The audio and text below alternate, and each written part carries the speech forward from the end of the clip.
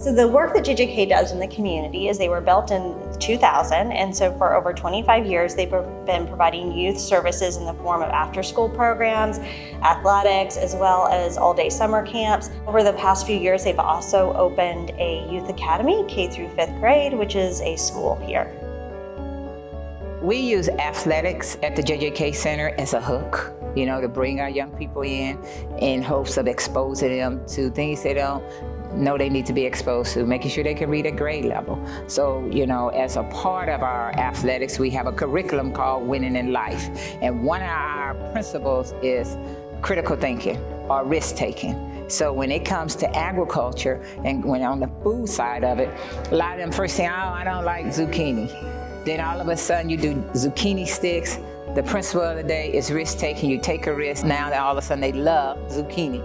As an athlete, it was very important for me to understand the different things I was putting into my body to be able to function at a high level. And I think it's very important too that the foods and the meals that we service, so when kids go into the classroom, that they're able to read and understand and not be tired and fatigued.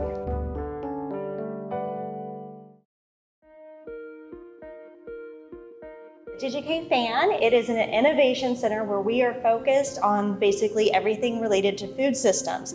So it's a 24,000 square foot building where we'll actively be running programs, as well as we have a full auditorium that can be used for a variety of community events and gatherings.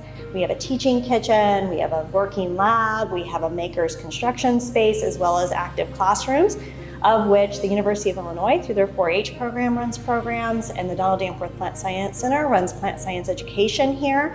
Lansdowne Up runs construction programming. If you think about it, it's the hub of the collective partnership of the 4 institutions to really develop and gain interest in career pathways as it relates to food, ag, and nutrition, but basically the food system as a whole. I think a lot of times our kids think they're out in the middle of a cornfield to engage with food systems and agriculture, but through our partnerships with the University of Illinois as well as Donald Danforth Plant Science Center, we're able to integrate technology in ways that really captivate our students and thinking and seeing themselves within these spaces.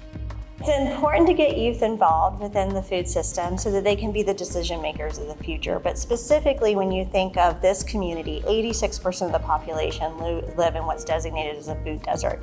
They have limited food access.